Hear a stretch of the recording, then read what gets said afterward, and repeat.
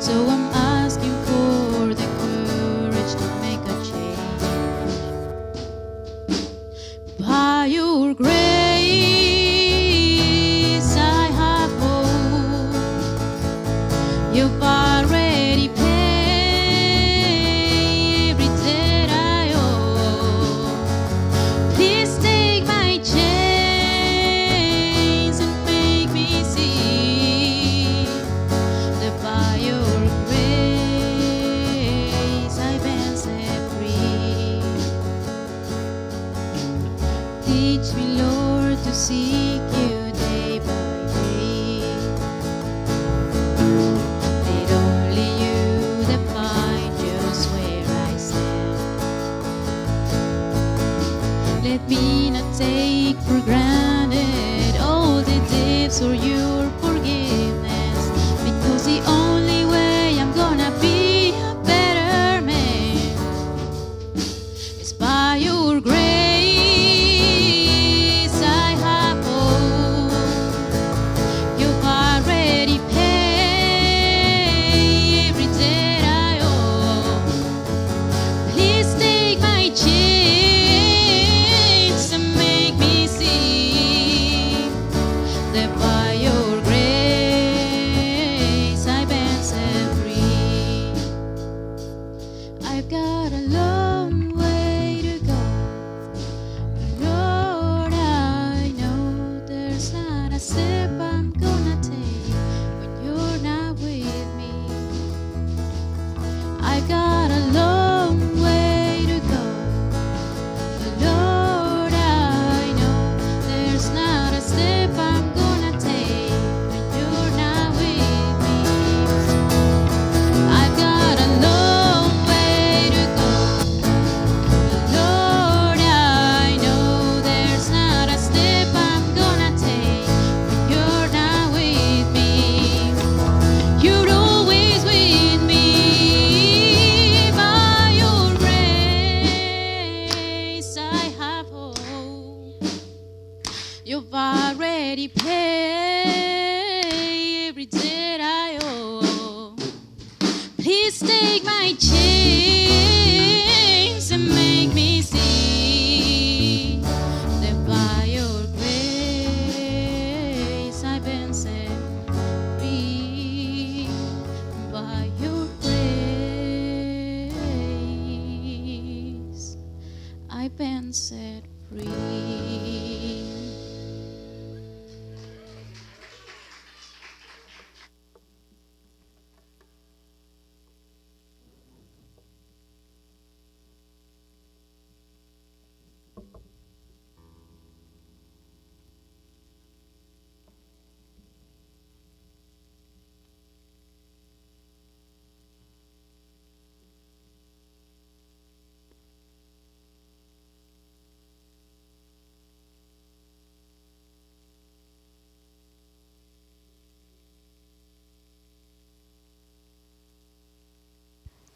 Now can you hear me? Okay. I'm reading from Ruth chapter 2. And Naomi had a kinsman of her husband's, a mighty man of wealth of the family of Elimelech, and his name was Boaz. And Ruth the Moabitess said unto Naomi, Let me now go to the field and glean ears of corn after him in whose sight I shall find grace. And she said unto her, Go, my daughter. And she went and came and gleaned in the field after the reapers, and her hap was to light on a part of the field belonging unto Boaz, who was of the kindred of Elimelech. And behold, Boaz came from Bethlehem and said unto the reapers, The Lord be with you. And they answered him, The Lord bless thee. Then said Boaz, unto his servant that was set over the reapers, Whose damsel is this? And the servant that was set over the reapers answered and said, It is the Moabitish damsel that came back with Naomi out of the country of Moab. And she said, I pray you, let me glean and gather after the reapers among the sheaves. So she came, and hath continued even from the morning until now. And she tarried a little in the house. Then said Boaz unto Ruth, Hearest thou not, my daughter? Go not to glean in another field, neither go from hence, but abide here fast by my maidens. Let thine eyes be on the field that they do reap, and go after them. Have I not charged the young men that they shall not touch thee? And when thou art athirst, go into the vessels and drink of that which the young men have drawn. Then she fell on her face and bowed herself to the ground and said unto him, Why have I found grace in thine eyes, that thou shouldest take knowledge of me, seeing I am a stranger? And Boaz answered and said unto her, It hath fully been showed me all that thou hast done unto thy mother-in-law since the death of thine husband, and how thou hast left thy father and thy mother and the land of thy nativity, and art come unto a people which thou knowest not heretofore. The Lord recompense thy work, and a full reward be given thee of the Lord God of Israel, under whose wings thou art come to trust. Then she said, Let me find favor in thy sight, my Lord, for that thou hast comforted me, and for that thou hast spoken friendly unto thine handmaid, though I be not like unto one of thine handmaidens. And Boaz said unto her, At mealtime come thou hither, and eat of the bread, and dip thy morsel in the vinegar. And she sat beside the reapers, and he reached her parched corn, and she did eat, and was sufficed, and left.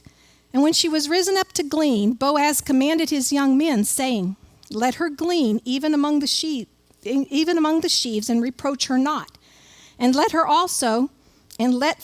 fall also some of the handfuls of purpose for her, and leave them, that she may glean them, and rebuke her not. So she gleaned in the field, and until even, and beat out what she had gleaned, and it was about an ephah of barley. And she took it up, and went into the city with her mother-in-law. And when her mother-in-law saw what she had gleaned, and she brought forth and gave to her that she had reserved after she was sufficed. And her mother-in-law said unto her, Where hast thou gleaned today, and where wroughtest thou? Blessed be he that did take knowledge of thee. And she showed her mother-in-law with whom she had wrought, and said, The man's name with whom I wrought today is Boaz. And Naomi said unto her daughter-in-law, Blessed be he of the Lord, who hath not left his kindness to the living and to the dead. And Naomi said unto her, The man is near of kin unto us, one of our next kinsmen. And Ruth the Moabitess said, He said unto me also, Thou shalt keep fast by my young men until they have ended all my harvest. And Naomi said unto Ruth her daughter-in-law, It is good, my daughter, that thou go out with his maidens, that they meet thee not in any other field. So she kept fast by the maidens of Boaz to glean until the end of barley harvest and of wheat harvest, and dwelt with her mother-in-law. Ruth chapter 3, verse 8 and 9.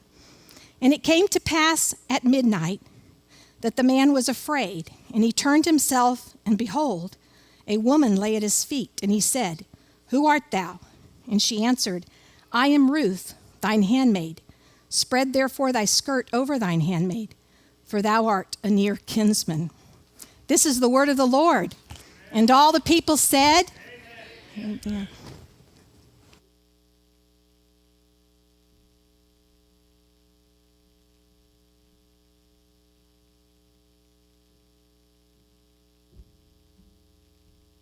All right. Amen. So today's message is on romance. I hope you're all looking forward to it as much as I've been looking forward to it. This should be a really fun message today. Let's see. This is obviously not set for me.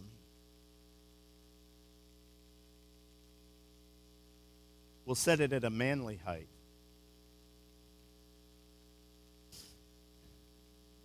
Ouch. Somebody said. A little bit of advertisement here to get everybody ready. This is the final message in a series that we have been going through on marriage. After this, we have nothing more to say about the subject, so don't ask. Only kidding. If you have any questions, we're always available to answer questions. But next week, we will start a new series, and we will begin to look at spirituality, biblical spirituality. Not the spirituality of the world, although we'll talk about that a little bit to understand the difference. But we need to talk about what is the spiritual life according to the Bible, and what are the things we do because we acknowledge ourselves to be spiritual people. And so that begins next week. So invite people to come to church.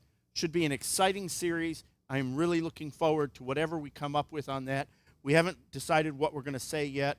We just decided that we're going to say something, right? That's all we've done. Only kidding. Okay, so I want to start out today with some definitions. I think this is a good place to start with an intro. Coming up with some definitions. What is romance? Well, according to the Colorado Marriage Retreats website, romance is described this way. Oddly, they describe it from the women's perspective. Here it is. Women commonly define romance. By the way, isn't that about right? Women commonly define it. I'm not sure men do much definition in this area, right? But the women commonly define romance as words and behaviors that represent that they are loved, cherished, valued, respected, and desired. Wow, that's quite a list. Slightly shorter one is to be found on eharmony.com. Romance is about small, everyday displays of love. The Collins English Dictionary gives us this. Romance refers to the actions and feelings of people who are in love, especially behavior which is very caring or affectionate. The Oxford English Dictionary gives us a nice brief one. You would expect that from the Oxford English Dictionary. A feeling of excitement and mystery associated with love. That's what they define romance as. One spurious reference I found defines it this way. An idealization of love. Now, if you understand the definition of idealization, you'll find out why they could take all those words and squeeze them down into that one concept, right? And that is that this thing of romance isn't the same as love, right? You can really express love and not be romantic. But there's an idealization of love which is romantic. Very good. My absolute favorite definition, though, you ready for this? An exaggeration or fabrication that has no real substance. I got that one from Michael. No, I didn't. No, that was just one I found on the web. You'll notice there's some missing elements from these definitions, though. And I'll help you find those missing elements by inserting some words back into those definitions.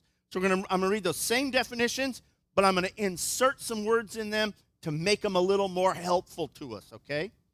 So the Colorado Marriage Retreat would actually read this way if we were to insert some of those missing elements. It would read, women commonly define romance as words and behaviors that they interpret to represent that they are loved, cherished, valued, respected, and desired. I'm going to do the same with the Collins English Dictionary, or let's do it with the eHarmony first, okay? Romance is about acknowledging small, everyday displays of love. You see what's missing from all of those? You see, the problem is it's very easy to define something from one side and never realize that you're actually defining the way you want to understand those things.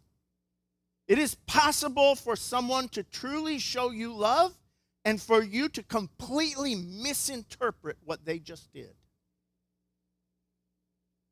And if you don't know that, then you haven't been alive long.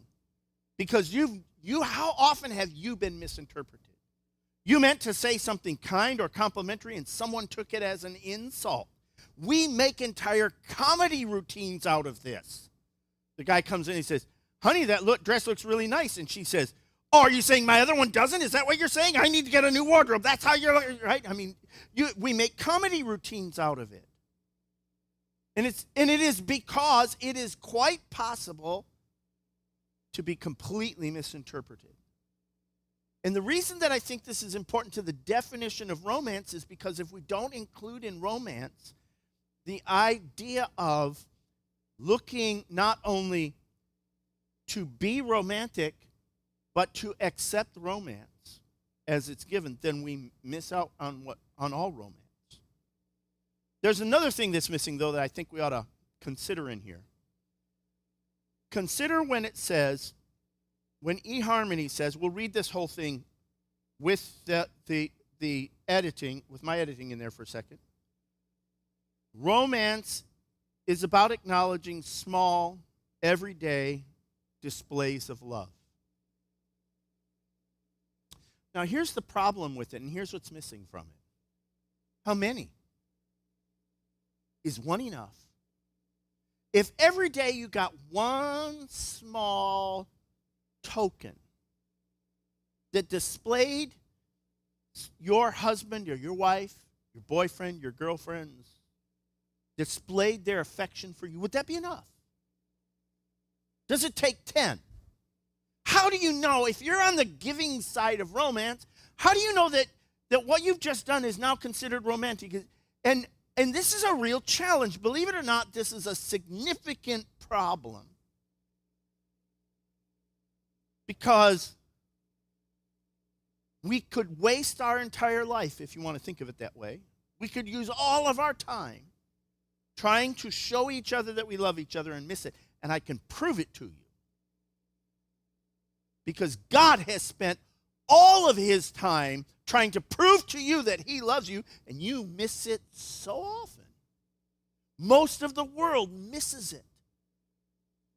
All the little things he does every single day. He gives you breath to breathe, magnificent food to eat. Everybody in this room has exactly the same common problem, and that is that we are so blessed here in America, we fight our own fat most of the time. Never seeing it as the love of God on a daily basis. And that's the other problem with this. Daily. What happens when you do the same thing every day? Tell you about my experience when I was a kid. I had lived in a place called Port Huron, Michigan for my early childhood up to my early teen years. And we moved out to the middle of nowhere. Now, where I lived in Port Huron, where was my house, there was a major street, and then it went downhill to the lake, which was actually St. Clair River, but it's part of Lake Huron. And as you got close to that lake, there were dozens of railroad tracks. All of that is gone now. There's only one railroad track there anymore. But there were dozens of them before. It was a big rail yard down there. And the trains would pull up to a pier, and at that pier was a little barge, I guess a fairly good-sized barge, held 4 train cars. And then that barge would go straight across the river, which is a 1-mile journey, straight across the river to Sarnia, Canada, deliver their goods to be processed in Sarnia, and it would take train cars back from Sarnia to the U.S. side, where they'd be hitched up to another train, and it would go away. When we moved out to the country, I would wake up every morning at 2 a.m., and I couldn't figure it out for a while. It wasn't actually till I went back on a trip to go home to pick up more of our belongings at the old house that I, at 2 a.m., heard for the first time, to my acknowledgement, the train go by down there by the river. A train went down every day at 2 a.m. on a through trip, passing completely by that ferry, honking its horn or sounding its horn and clacking along those railroad tracks at 2 a.m. And I never saw it or never heard it all the years that I lived there. I grew up with it. It became part of my background. It wasn't until it was missing from my life that I actually noticed it for the first time. And this is the challenge that we have with things like romance. Things that are ever present are easy to miss. Small, everyday things that are done all the time suddenly go unnoticed. And I have actually seen this with my own eyes on both sides of the relationship. I'll describe it both ways. I have seen a mother who receives dandelions from the hand of their child melt with, "Oh, that is so cute and so sweet," and then turn to her husband and accuse him of no longer being romantic, although every single day he does not what he wants to do, but gets up and gets dressed and goes off to work as a sign of his love for her, and every token he makes of love for her that he has done from the very beginning are no longer noticed. And I have seen it On the other side, I've seen a man at work get a card from his crew, and they write little nice notes into it, and he gets almost teary-eyed at the expressions of the sweetness of the people around him, but then go home and accuse his wife of no longer appreciating him, though this is the woman who cares for his home and his children, makes sure he's got all his clothes, and they're all clean, and they're all mended, and they're all pressed, and he completely misses her everyday tokens of love, even though they're not small. You see, this is a challenge. But let's take it another step. I want you to understand what I consider to be the greatest problem with romance. Before we get into the book of Ruth, which we're going to in a minute, we're going to start to understand what romance is. And then we're going to see in the book of Ruth how romance works, how it functions. Mickey, can you bring me that bottle of water? Thank you. Thank you.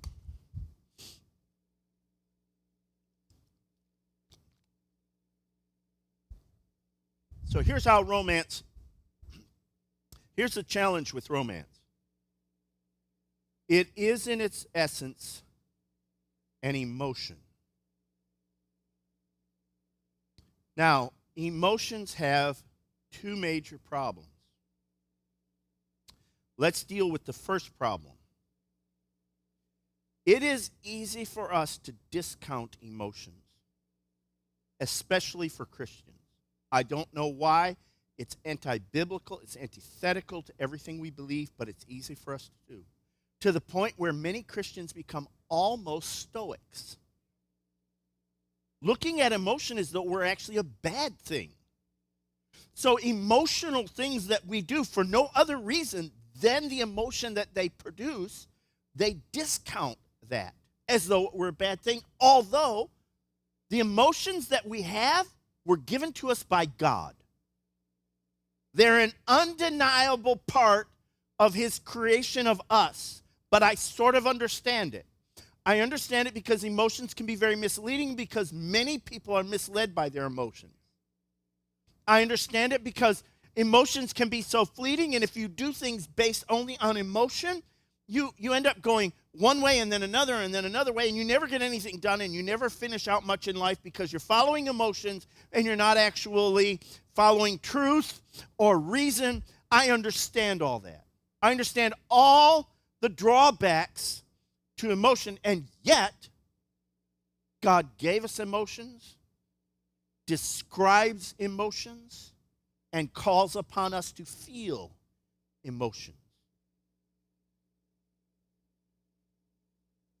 It is possible to be a Christian, but I don't know that it's really good to be a Christian stoic. In fact, I think it's bad. I think there's a great deal of truth you miss out on if you discount emotion. And it makes romance very hard. Because the person who's trying to be romantic with you is getting nothing for return. They don't know what to do. They get no feedback from you. They try to make you happy, but you feel like if you're one of those stoics, you feel like I don't want to feel that emotion. Emotions are so stupid. Right? Why would you feel that way? Right? And looking for a reason for everything behind the emotion, it leads us to unhappiness in the end, and puts us in a place where we can never be quite satisfied because of it. Now, let me talk about the disadvantage of emotion. So on one side, there's the disadvantage of stoicism. There's the disadvantage of discounting all emotions. But on the other extreme, there's a disadvantage to emotions themselves, besides the fact that they're fleeting, besides the fact that they are impermanent in every way. Nevertheless, emotions are like a fog, if you will, like a smoke. It's impossible to grab a hold of it. You want to with everything that's in you. You think, I want to be happy. I want that feeling of happiness and joy. But when you reach out to try to grab that feeling of happiness and joy, to hold on to it, to keep it, you suddenly find that there's nothing to it. It's not there anymore. And it's easy, by the way. That's one of the things that leads some people to become stoic, because when they say, well, what exactly is it? Exactly how do I get it? How do I invest in it and get back for that investment? What exactly is happiness? And because of this ethereal notion or nature of emotions, they want to disconnect from it. And I want to say that is true. And if you ever want a really good explanation, a really good description of this, read C.S. Lewis's autobiography, Surprised by Joy, because he walks through this effort in his life to find and hold on to joy and how it led to disillusionment in the end. Furthermore, we cannot engineer for ourselves an experience that will produce an emotion. And people who try to do that fall into one of two traps. The first one is they fall into the trap of over-engineering things in their life, and then because of the nature of having to think through how to produce things that would make you happy, you end up being unhappy because it's so much work for so little reward. So it feels. The second trap is, and this is the more dangerous one, they become their own audience to their life. Now, if you've never experienced this, you may not know what I'm talking about. More than once, I have heard addicts describe this to me as an experience they've had.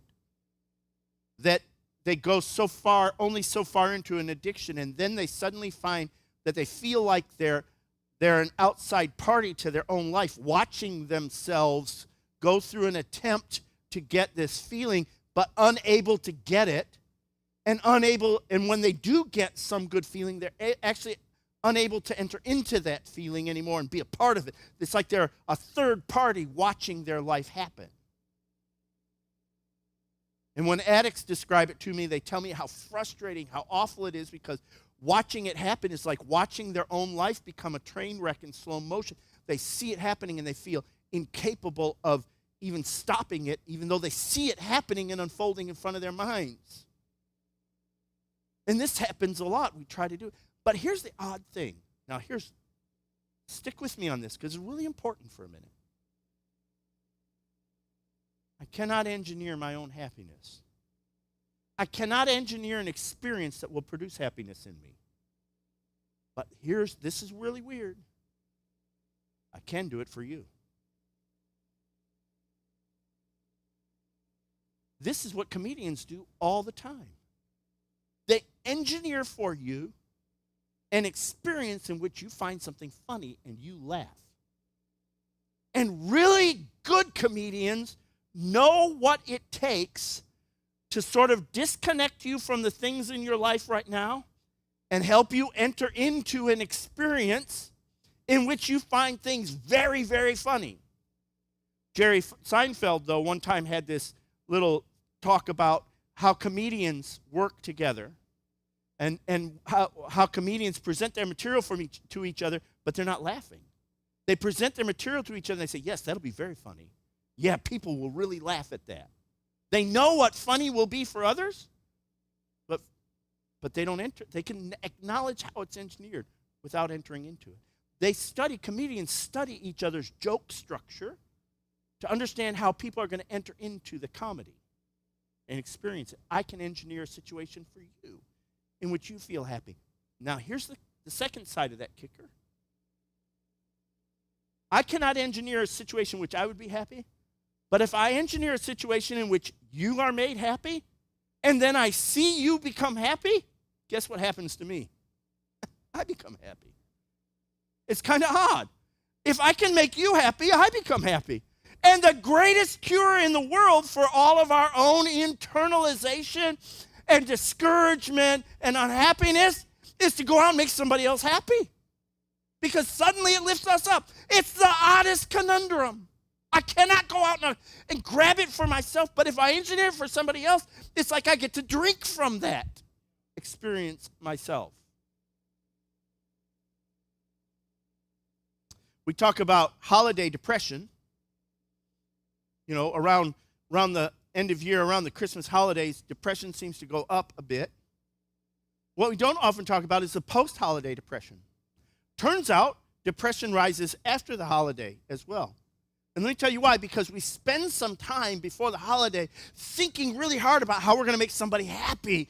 We're going to make, or we're going to buy, or we're going to present them with something that's really going to make them happy. And it works. They get happy. They're excited by it. We get happiness from it. And then after the holidays, we don't have anybody to engineer anything for. It's going to be a while before we engineer happiness for some, before we think about how do I make somebody else happy again. And we ourselves then get plunged into our daily routine. And it gets ordinary, and we get unhappy. Okay. One last thought about this before we go into Ruth. No one can help you feel an emotion you are determined not to feel. Not even God can make some people happy. Some people are so determined to be miserable that even God himself could not make them happy. It's not possible. That's one of the problems with giving you free will, is that you can free will choose that I don't like flowers, I don't like dates, I don't like this, I don't like... In fact, tell you what you could do. You could determine what you think is the romantic gesture to the point you can make a little list, and then if you give that list to someone and say, these are the things that would make me happy, guess what's going to happen? You will never be happy. Because whenever they do one of the things on that list, you're going to think, they only did it because I told them to. You become the engineer of your own experience, and therefore you cannot enter into the happiness produced by it. You are unhappy. You are unsurprisable because you've already said, I don't like anything else except these ones. I don't know why you can't do this for me. You know I don't really like that. Okay, guess what you just did? If you convince someone that they are not romantic, do not be the least bit surprised if you're successful. And they're never romantic again. Now, I've gone through all that, which isn't the most uplifting part of this message, because without that, you miss out on some of what's coming. Because what's coming is amazing, but you're going to miss it if we get stuck in our own denial of emotions or insistence on our form of romance. So, we're going to dive into this now. And in order to get into this, I want to give you a little bit of background. Someone once came to the great short story writer, Nabokov, and asked him for his advice on what would it take to write a great short story. Master of the short story, tell us how to write a great story. And here was his absolutely perfect reply. It is, as you would expect, very short. And this is what he says. Never tell your readers what they already know. Great advice. There's a slight problem with that advice. Because if you wrote for readers 1,000 years ago or 4,000 years ago like this story was written, well then, the readers today might actually not know what the readers then did know. And whoever wrote this story was a master of short stories. This is the perfect 2,000-word essay. It has 2,039 words in it. 4 simple chapters. Most adults read between 200 and 250 words a minute. If you're on the slow end of that scale, you can finish this story in about 10 minutes. That's how brief it is. And as a result, there's a whole lot of explanation on thinking and feeling and agriculture. The storyteller simply leaves out because everybody seems to know it. Well, we're going to have to put it in there a little bit, okay? We're going to have to go back and pick up some of that, enrich that a little bit for ourselves. And that's what I am going to do today. Now let me give you a little bit of history on the story itself. The Israelites come out of bondage in Egypt, and God tells them to go into the promised land, but they are rebellious a little bit, and they decide they don't want to go when God tells them to go. So he says, fine, then you will not enter into this promised land until that entire generation dies. And he sends them out, and they spend 40 years in the desert wandering around until they bury everybody in that generation except for 2, which are Joshua and Caleb. And then they get back up there, and God says, okay, now it's time for you to enter into the promised land, the land that I promised to Abraham, Isaac, and Jacob. And so they are walking toward, they're on the path, headed out of the wilderness toward the promised land. And in order to get there, they have to pass along a border between 2 nations, Moab and Midian. And the Moabites and the Midianites concoct a circumstance that will lead the children of Israel into sin and the judgment of God. And God is so upset by this incident that he makes a declaration that the Moabites shall not enter into the congregation of the Lord forever. Deuteronomy 23:3.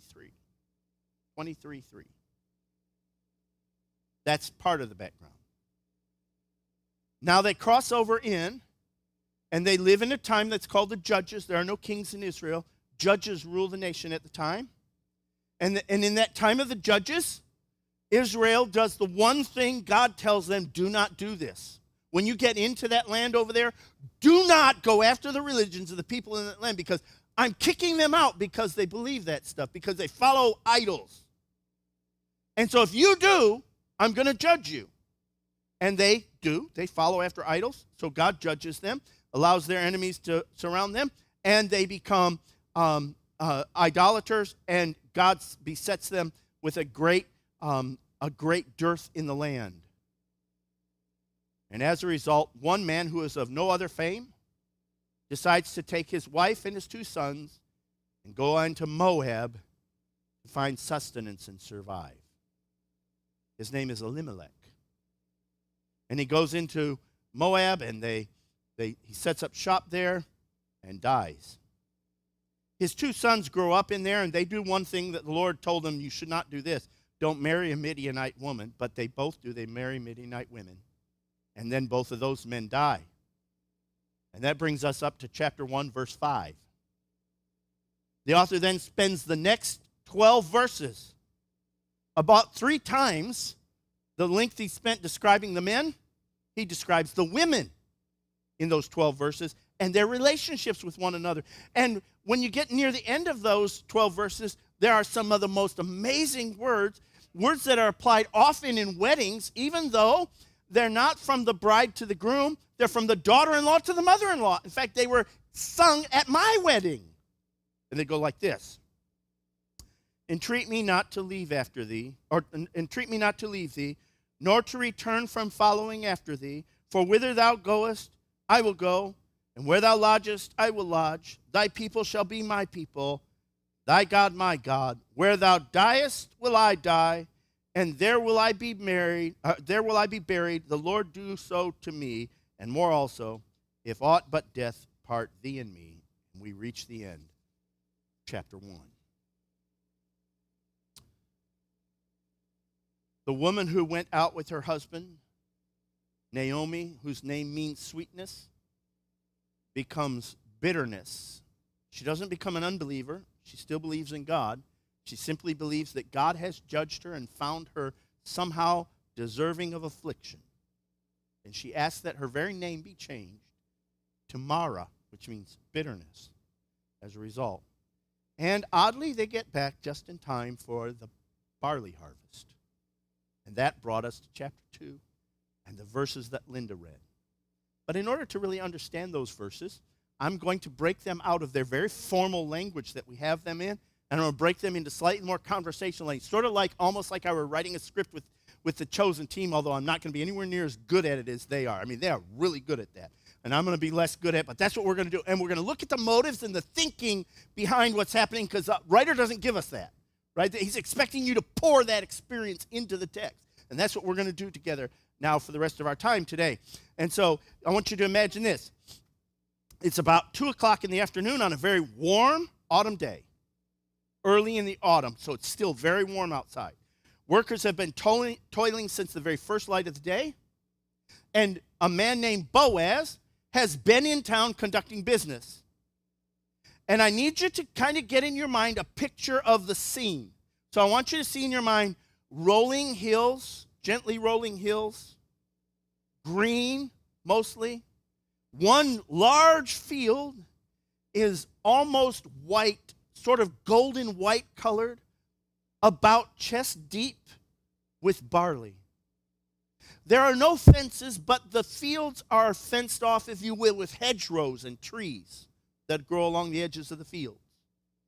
In one place where 4 fields come together, there's a building, but it's kind of an odd building because it's low, it's round, it has a very low roof, it's held up by pillars, and it has only a tiny 3-foot tall rock wall all the way around it, and that's the threshing floor. In another corner of that field, at a place where there's a break in the hedgerow that sort of serves as a gate, you'll find a large white tent is erected. And it's about, say, 10, 12 feet wide, 20 to 30 feet long. That's the kind of tent that you're thinking of, right? And now, if you have that in your mind, then think of this field as partly harvested. Now, they didn't plant the way we do, which is, or the way we used to. I don't know that we do it anymore this way, but I mean plowing the dirt clean of all plants in neat little mounds and then growing things that way. They scattered the seed this way, the way he describes the sower who goes forth to sow. That's the way they scattered the seed. So you're not looking at neat rows. You're looking at just barley, and there's weeds underneath of it because they grew them with whatever else grew in that field. And so that's kind of what you're thinking about, right? That's the picture. It's not brown, black dirt over there, but it is low weeds, tall barley. That's the picture. Now, if you got that in your mind, now you're ready for the conversation that Boaz is about to have. Before we get there, let's think about her for just a minute. She is impoverished to the point where she is now among the poorest of the poor.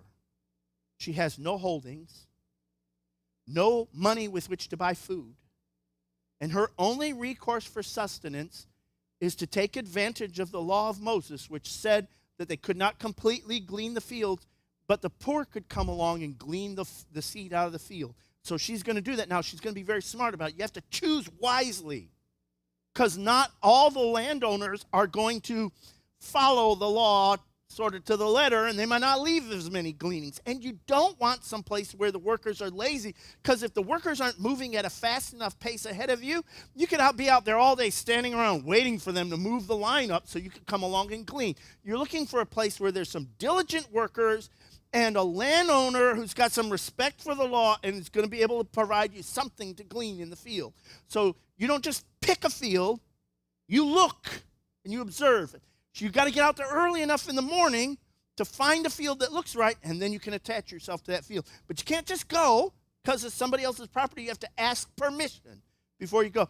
And so this is what our heroine has done, right? This is what Ruth has done. She's gone out very early in the morning. She checked out all the fields. She found one she thought would work for her, where she could get enough money or enough grain for 2 women to live on. And so she goes there. Then she seeks the crew chief who's out there in the field working. She goes to him and says, "I would like to glean in this field today. Can I have your permission to glean?" And he gives her permission. Now, 2 in the afternoon, Boaz comes in from town. He's been riding. He's kind of dirty. 2 in the afternoon. You got an idea of about the time of day this happens at? And he comes out there and he goes to his crew chief and he says, "Hey, praise the Lord, boys. How's it going today?" Right? And his crew looks at him and says, "Well, bless God, it's been going good." All right? Now, you're missing every other detail until the next line, so we're going to fill it in a little bit, right? You can see him doing exactly what a good leader would do, right? He's walking around checking things out. He's going to look at, have they made the progress I expect them to make? Where are my workers right now? What are they doing? And he looks around. This, by the way, is the time of day. This is siesta time, right? That's the way they lived back then. We don't live that way in America anymore, and it's a shame, but it's the right way to live, right? We just don't do it, right? You work until it gets really hot outside and then take a break in the heat of the day, and you go back out and you work again in the evening, right? And that's what they've done. They've come into the tent a little bit. And so he's walking around and he sees this woman, right? Now, to know what this interaction means, you got to know something about him. You got to know something about her. His name is Boaz. That's a very unusual Jewish name. In fact, it only has 2 syllables, and that's like his father is Elimelech, right? I mean, you get names like Jehoahaz and Rehoboam and Jeroboam and Solomon, right? Not as many 2-syllable names. And his is a little bit unusual in that it's harder to identify exactly what the root is of his name, but it looks like it means something like strong, in whom is strength. But if it's the other root, it actually means strong-headed. And I have this sneaking suspicion that his mama chose it that way on purpose because he's both strong and strong-headed. Most scholars agree he's probably in his mid to late 40s and single. I wonder why. Let me see if I get this. Here's a guy whose name basically sounds like somebody retching. Boaz, right? I mean, it's not the most attractive name. It lacks some of the strong power, sounds like David. Some of the regal sounds like Solomon, right? It's Boaz, right? And so one wonders if he might be rather unattractive. Because he's wealthy, landowner, mid to late 40s, unmarried. How did that happen? Now let's look at her for a moment. She's probably in her early 20s by best estimates. Her name, although we have a Hebrew name for her, it also is kind of odd in that it's notice how soft and round and smooth it feels. Ruth. It just rolls right out of your mouth. It just sounds soft. And her name could mean either friend, in which case it's the feminine version like girlfriend, or it could mean vision or beauty. Great setup, isn't it? You couldn't get a better setup than that. Now he walks in, he sees her sitting there, and his heart goes like, wow. So you can just see him elbowing the guy. He says, what family is she from? And you know why he's asking the question, right? Because he's a bullheaded man. He likes things done a certain way, and he demands them to be done that way, and he's got his life ordered just right. So there's some families who are not entirely happy with him. And there are some families, he's decided, I don't care if I'm the last Jewish man on God's little green earth, I'm not marrying a woman from that family. I know what those women are like, and I don't have anything to do with them. So he's asking, what family is she from? And the answer he gets back is, oh. So you can tell what kind of man he is by the way he gets this report from his crew chief. Here's the report. That's a Moabite girl. Came back with Naomi. She got here early this morning, asked if she could glean. I said, yes, she's been gleaning all day, and she just now took a break and came into the tent. Great report, not what he asked. All the details he needs, but not exactly what he asked for, right? And then you can see exactly how clumsy this guy is, because now, I think I got to say something to this girl. So he walks over to her, and here it comes. You ready for it? Listen to me, young lady. This is going to go over good. I can see him like he's standing there talking to himself in his mind, right? He's like, idiot. That's right. Accentuate the fact that you're an old man. This is a good thing to say. Listen to me, young lady. Love it, the way he says it. So he says, listen to me, young lady. You are not a burden here. Don't worry about finding work anyplace else. In fact, I divide my workers. Now, I'm going to give you this in detail as part of the conversation, but this is an important detail. He has divided his workers into 2 groups, the young men who carry the sickle and go forth and cut the harvest down, and the maidens who come after, and bind them up into sheaves. Right? So he explains that to her. And then he tells her this. He says, you hang out with the young women in my employment who are binding that up.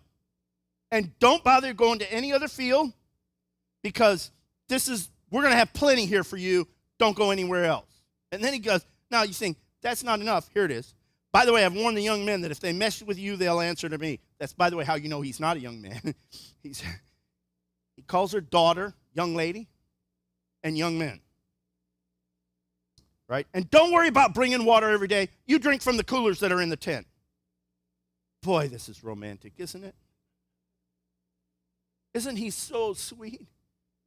All he's done so far is bark orders at the girl. That's all he's done. He's just like, boom, done. I can see him standing there because I can just imagine it, right? Trying to be nice is not his strong suit, right? If it was, his name wouldn't be Boaz, it'd be David. He isn't Mr. Soft around the edges guy. He's exactly the opposite. He's every edge is shiny and sharp on this guy. And he's fumbling through this, gotta find some way to impress this young lady. So think about what he said so far. All these people here are in my employment, and I'm in control of all of them, and I can even tell them not to touch you, and they won't do it. And I feel so confident that I can tell you, I don't want you going to any other field but mine from now on, and I believe you'll obey me. But in his heart, he's like, oh, what a idiot. Got to be a better way to do it than this. But notice her response. God has got her to a specific point. And listen to what she says. I'm pretty sure we don't know each other. And I'm not sure why you're being so nice to me. But you should know that I'm not like the other ladies in Israel. In fact, I can't even go to church with you. Now listen to what she just said. Think about how romantic that is.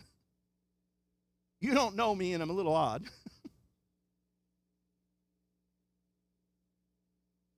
And furthermore, if you're a good Jewish man, you don't want to hook up with a woman like me. Because you can't even take me into the congregation with you.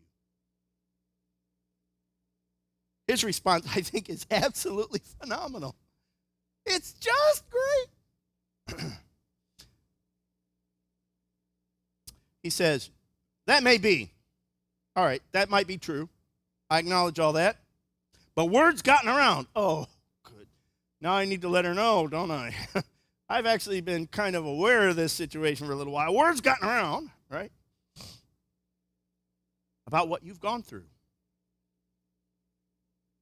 Now, this is going to be the key right here. The next statements are what make the whole relationship happen.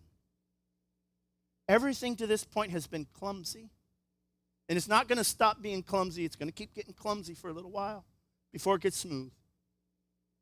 But here it is. Do it on time. Not good on time at all, Michael. And too much to go. We're going for a minute. He says, here it is. You've shown loyalty to the family that nobody else would do that. And God respects that. I respect that loyalty. God respects that loyalty. And I believe God's going to reward you for that loyalty. And then he ends that whole thing with, that's it. God's going to reward you for it. She says, well, that makes me feel better. I really appreciate your kindness, even though I don't really fit in with the women around here. She again acknowledges, I'm not probably the right woman. And he says, well, look, I know things have been rough for you for a while. Now here he goes. Here comes again. He's so sweet, right? I know it's been rough for you for a while, and I believe the Lord's going to reward you for your loyalty. In the meantime, don't work hungry. Make sure you eat with my crew. He doesn't give it to her like an option. He gives it to her like an order. And then you just got to see what happens next, right? Everybody's coming in to eat later on in the evening, and they're sitting down to eat. And you can see the tent arranged. It's him at one end, then the young men, then the young women. She's sitting kind of off the side of the tent, but between the young men and the young women, she's sitting off there by herself. She's just going to eat a little bit and go. And he's thinking, what can I do to be really sweet to her? So he gets some of the greatest food you can imagine out there in the field. Think of oatmeal only made with barley, right? And he gets a little bowl of it and walks around the side of the tent, kind of slips her the bowl, and I can see him. I mean, this is really good, right? Look at it this way. If your mom and dad's first date was International House of Oatmeal, you might be a redneck. Because that's what they just did, right? He just gave her this bowl of mush. I'm not sure how attractive it is. And I can just see him in his heart. I mean, you see it. I wonder what she's going to do when I give her this, right? I'm going to offer her some of this and see how it goes. And he hands it to her. She doesn't scratch his eyes out. I mean, that's pretty good. You're doing pretty good, right? She doesn't slap him. She doesn't say, what's this for? She doesn't do that thing where she looks and says, oh, gee, thanks. She doesn't do any of that. In fact, her reaction is so different that it is like she receives it from him. I have an illustration of this. When we were first married, in fact, when we were first dating, I was poorer than poor. I didn't have a place to live. I lived in other people's houses. Linda had a place to live. But it's not like I didn't want to impress her. It's just I didn't have a lot of resources to impress her with. So when I pick her up for church, which was a good thing to do, we aligned values, which is what they did. He states this, I think loyalty is the greatest value, and this is the one thing she's got that lines up with him. She doesn't line up with her genealogy. She doesn't line up with her wealth. She doesn't line up on any other level. She doesn't know the way the women in Israel are. She doesn't know any of that. He's got it. This is the linchpin in their relationship, is that their values are exactly aligned to each other. And then he gives her this, but that's what I would do. I'd pick up Linda, and I'd say, hey, let's go get an ice cream cone at McDonald's. They were 25 cents. I could afford 54 cents. Taxes were even less back then. And Linda would say, great idea. She never put me down for it. She never led me to believe that she thought I was being cheap. I felt like she appreciated the gesture, even though it wasn't much. Now we go out for $40 breakfasts. But it wasn't always that way. And I don't value her any less at a $40 breakfast than I did at a 25-cent ice cream cone. And she doesn't take a $40 breakfast any different than she accepted the ice cream cone from me when we were dating. Both of them are taken just like Ruth did, with gratitude. Boaz turns then to the only thing he really knows, which is how to bark orders out at people. And so he does. He barks orders out to it. Right? She gets up and she leaves the tent. She goes back to work. And he turns immediately to his young men. He says, listen to me. That woman does not know how we do things around here. So if she crosses the line and gets into the reaping a little bit, don't say a word to her about it. Just let it go. Turns to the young women and he says, and ladies, every now and then, throw a little down in the dirt and let her take it, okay? Leave a few handfuls. Isn't that romantic? Leave some seed in the dirt for that girl. That'll show her how much I really care about her. But it's so good that at the end of this, she ends up with about 15 gallons of barley at the end. Isn't that right? An ephah is 5 gallons. 5 gallons. She ends up with 5 gallons, 20 pounds of something like that, of barley at the end of it. Fast forward just a little bit. Poor guy. He has no idea how to move forward in this relationship. Wish he did, don't you? Don't you wish that this was the knight in shining armor riding in, picking up the poor peasant girl, making her a princess in his kingdom? But that's not the picture.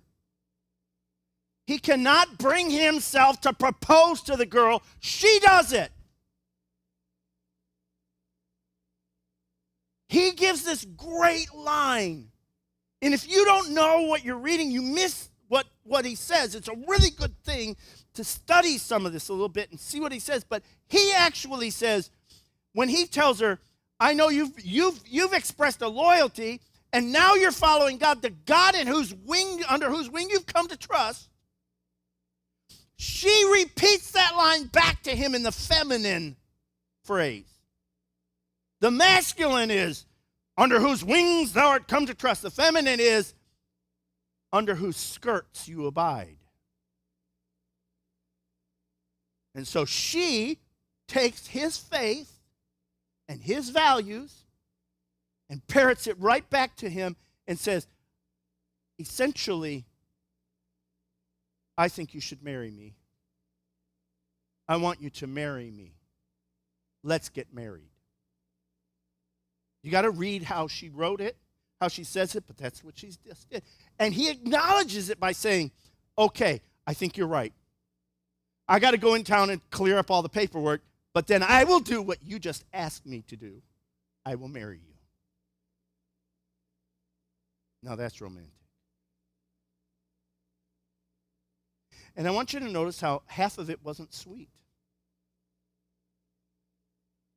Half of it wasn't even nice. It was orders barked out, trying to align and ask the question, does this woman have the same kind of value system I have or not? When he finds out it does, he still doesn't get it right, and he's still too clumsy to even ask the woman to marry him. How quickly this all would have been over. It would have been a much shorter story if right at the end of chapter 2, before she goes home that night, he proposes to her. That would have been great, but it doesn't work that way. And there's one last point I got to get you to see. There's a romantic person in this story who is never named. He's the one who set this whole thing up. He's the one who set up the trip down to Moab. He's the one who set up the situation to come home. He's the one who set up the timing. What do you think? They just happened to get home at the beginning of barley harvest? Things just happen that way, don't they? As her hap was, she lighted on the field of Boaz. Because things just happen that way, don't they? No, God's been so interested in this thing from the beginning. He's been the one behind the scenes setting it all up. And the book ends telling you that. I mean, I don't know how it could make it any clearer. He said Boaz had Solomon, had Jesse, had David.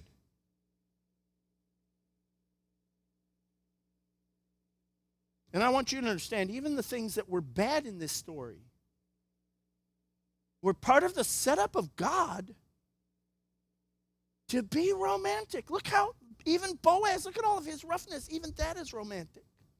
And God has set this thing up from the very beginning. And I don't know what's going on in your life right now, but I understand. I want you to see this. The greatest, most romantic person in the entire universe is God. God's interested in you. He's been setting up your life. Think it's an accident you're here. It's not an accident.